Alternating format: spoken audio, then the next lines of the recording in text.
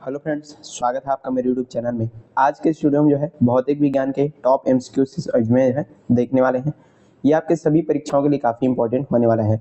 तो चलिए बिना किसी देरी की वीडियो शुरू करते हैं। चैनल पर नए हैं तो जरूर आपको सब्सक्राइब करना है, ज़्यादा से ज़्यादा वीडियो को शेयर करते जाना है और पूरी वीडियो को आपको जो है अंत तक देखते रहना है। पहला यहाँ पर क्वेश्चन देखिए, अंतर्राष्ट्रीय मात्रक पद्धति यानी कि एसआई यूनिट में जो है प्रकाश की तीव्रता का मूल मात्रक क्या है पूछा जा रहा है। ऑप्शन यहाँ पर देखिए, ल्यूमेन, लक्स, कैंडेला या फिर वाट। तो चलिए बताइए इसका सही आंसर क्या हो जाएगा। तो इसका सही आंसर हो जाएगा ऑप्शन नंबर सी यानी कि कैंडेला जो है इसका सही आंसर यहाँ पर हो जाएगा। व्याख्या यहाँ पर देखिए, प्रकाश की तीव्रता या ज्योति तीव्रता का एसआई मात्रक क्या होता है, कैंडेला, और इसको CD से यहाँ पर दर्शाया जाता है। ये 7 मूल एसआई मात्रकों में से यहाँ पर एक है, आपको याद रखना है। इसी तरीके से पूरी व्याख्या के साथ सारी चीजों को समझने वाले हैं। अगला क्वेश्चन देखिए, एक प्रकाश वर्ष निम्नलिखित में से किसका मात्रक होता है, समय का, दूरी का, प्रकाश की गति का या फिर प्रकाश की तीव्रता का। तो इसका सही आंसर हो जाएगा ऑप्शन नंबर बी यानी कि दूरी का मात्रक होता है प्रकाश वर्ष। चलिए यहाँ पर देखिए, प्रकाश वर्ष दूरी का मात्रक है। प्रकाश द्वारा एक वर्ष में तय की गई कुल दूरी को क्या बोलते हैं, एक प्रकाश वर्ष कहते हैं। और एक प्रकाश वर्ष बराबर कितना होता है, 9.46 गुना 10⁻15 मीटर। इसका उपयोग जो है खगोलीय दूरी मापने के लिए यहाँ पर किया जाता है।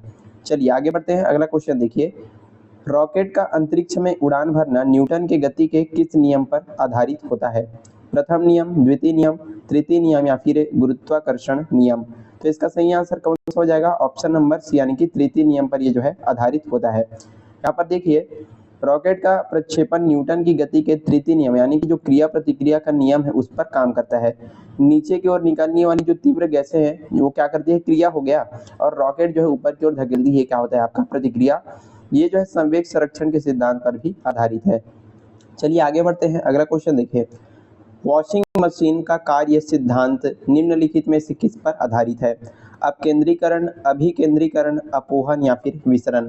तो इसका चलिए बताइए आंसर क्या हो जाएगा, ऑप्शन नंबर ए यानी कि अपकेंद्रीकरण जो है इसका सही आंसर हो जाएगा। कैसे, तो चलिए यहाँ पर समझिए। वॉशिंग मशीन और दूध से जब हम मक्खन निकालने वाली जो मशीन है उसमें जो है अपकेंद्री बल के सिद्धांत पर जो है कार्य करती है, जो कि केंद्र से बाहर की ओर लगता है। चलिए आगे बढ़ते हैं। आई होप चीजें आप अच्छे से समझ रहे होंगे। फिर से आपको बता दूं, सारे के सारे क्वेश्चंस काफी इंपॉर्टेंट आपके सभी परीक्षाओं के लिए होने वाले हैं। अगला क्वेश्चन देखिए, जब एक चलती हुई बस अचानक रुकती है तो उसमें बैठे यात्री आगे की ओर झुक जाते हैं, इसका मुख्य कारण क्या है, गुरुत्व बल, गति का जड़त्व, विराम का जड़त्व या संवेग का संरक्षण। तो इसका सही आंसर क्या हो जाएगा, ऑप्शन नंबर बी यानी कि गति का जड़त्व।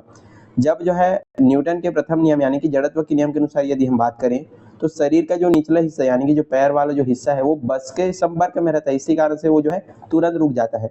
लेकिन जो हमारा ऊपरी हिस्सा है वो जड़त्व के कारण जो है गतिमान ही बने रहता है, वो जो है प्रयास करता है। चलिए आगे बढ़ते हैं। अगला क्वेश्चन देखिए, समुद्र में तैरते समय बर्फ के टुकड़े का कितना भाग पानी की सतह के ऊपर वो जो है तैरता हुआ दिखाई देता है, 1/4 भाग, 1/10, 1/2, 9/10। तो इसका सही आंसर हो जाएगा ऑप्शन नंबर बी यानी कि 1/10वां भाग ही हमको पानी की सतह के ऊपर जो है तैरता हुआ दिखाई देता है।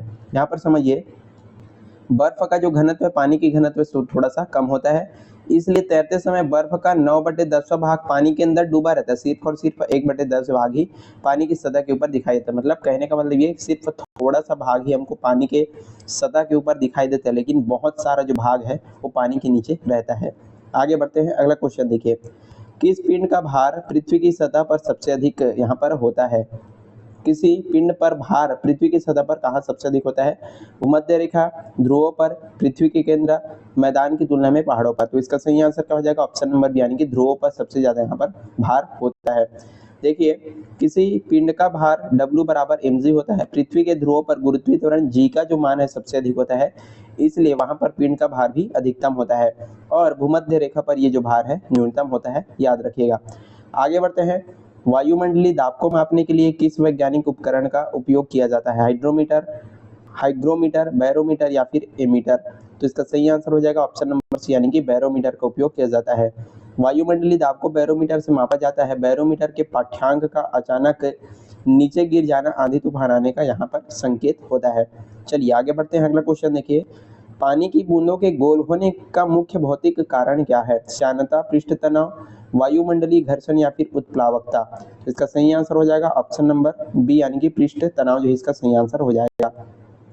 पृष्ठ तनाव के कारण द्रव के अणु अपने सतही क्षेत्रफल को न्यूनतम यानी कि कम से कम करने का यहाँ पर प्रयास करते हैं। चूंकि किसी दिए गए आयतन के लिए गोले का सतह क्षेत्रफल न्यूनतम होता है, इसलिए जो बूंदें हैं कैसी हो जाती है, गोल हो जाती है। आगे बढ़ते हैं, अगला क्वेश्चन 10वां नंबर, तारों का टिमटिमाते हुए दिखाई देना प्रकाश की किस परिघटना का परिणाम है?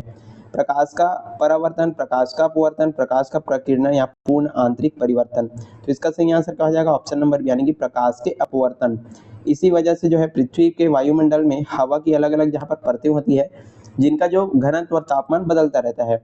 जब जो है तारे प्रकाश की इन परतों से गुजरता है तो जो है वायुमंडलीय अपवर्तन के कारण जो है टिमटिमाते हुए हमको प्रतीत होते हैं। अगला क्वेश्चन देखिए, रेगिस्तान में गर्मियों के दिनों में मरीचिका या भ्रम की स्थिति दिखाई देने का क्या कारण है? प्रकाश का विवर्तन, प्रकाश का ध्रुवन, पूर्ण आंतरिक परावर्तन या प्रकाश का प्रकीर्णन। तो इसका सही आंसर हो जाएगा पूर्ण आंतरिक परावर्तन, इसका सही आंसर हो जाएगा। गर्मियों में जमीन के पास की हवा गर्म होकर के विरल हो जाती है और ऊपर की हवा सघन होती है। इस सघनता में अंतर और प्रकाश के पूर्ण आंतरिक परिवर्तन के कारण राहगीरों को दूर पानी होने का यहाँ पर भ्रम होता है, जिसको मरीचिका यहाँ पर कहा जाता है। चलिए अगला क्वेश्चन देखिए, गाड़ी के पीछे के ट्रैफिक को देखने के लिए किस प्रकार के दर्पण का उपयोग किया जाता है? समतल दर्पण, अवतल, उत्तल या परवलयाकार दर्पण।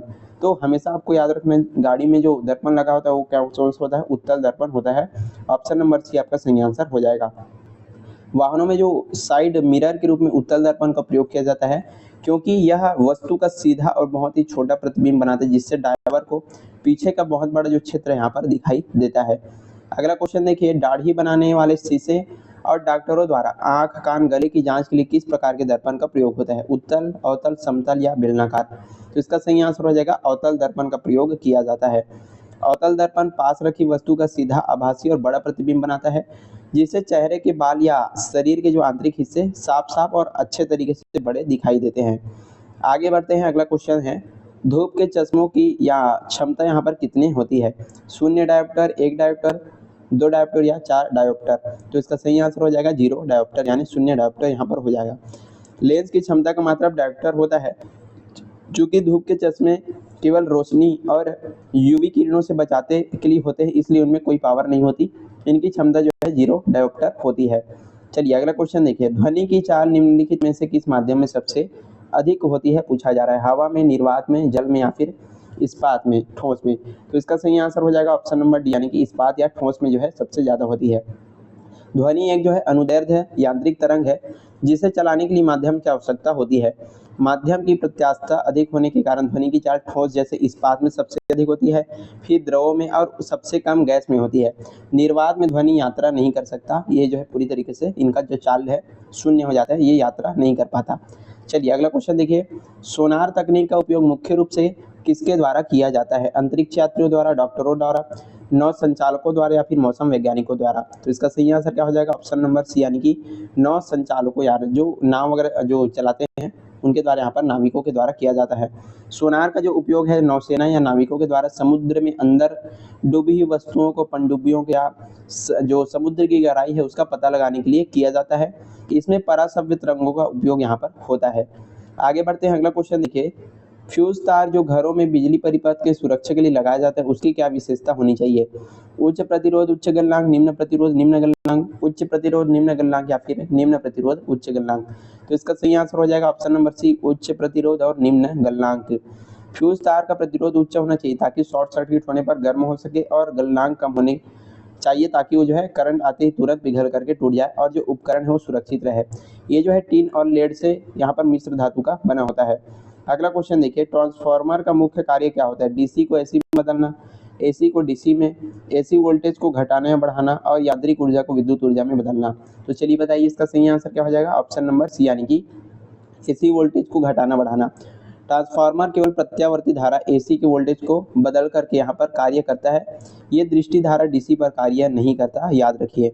आगे बढ़ते हैं, सूर्य में निरंतर ऊर्जा का निर्माण किस प्रकार और भौतिक अभिक्रिया के द्वारा होता है? नाभिकीय विखंडन, नाभिकीय संलयन, रासायनिक दहन, रेडियोधर्मी विघटन। तो इसका सही आंसर क्या हो जाएगा? ऑप्शन नंबर बी, नाभिकीय संलयन की वजह से। सूर्य और जो अन्य तारे के केंद्र में अत्यधिक उच्च ताप पर हाइड्रोजन के नाभिक आपस में संलित होकर के हीलियम नाभिक बनाते हैं और इस नाभिकीय संलयन की प्रक्रिया में अपार ऊर्जा मुक्त होती है। हाइड्रोजन बम भी इसी सिद्धांत पर कार्य करता है।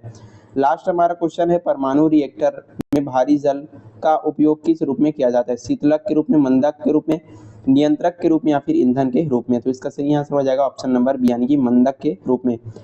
परमाणु रिएक्टर में तीव्र गति से चलने वाले न्यूट्रॉनों की गति को धीमा मंद करने के लिए भारी जल D2O का या ग्रेफाइट का उपयोग मंदक के रूप में किया जाता है ताकि जो नियंत्रित श्रृंखला है अभिक्रिया बनी रहे। यहीं पर आज का हमारा जो वीडियो समाप्त होता है। हमने काफ़ी इंपॉर्टेंट एमसीक्यूज भौतिकी विज्ञान के आपको बता दिए। ये आपके सभी एग्जाम्स के लिए काफ़ी इंपॉर्टेंट होने वाले हैं। आई होप आपको सारी चीज़ें अच्छे समझ में आगे होगी। वीडियो पसंद आए तो लाइक करना, ज़्यादा से ज़्यादा शेयर करना और चैनल पर नए जरूर आपको सब्सक्राइब कर लीजिएगा। इसी तरह के अन्य वीडियोस हमारे चैनल पर मिलते रहते हैं। तब तक के लिए पढ़ते रहिए। Thank you so much.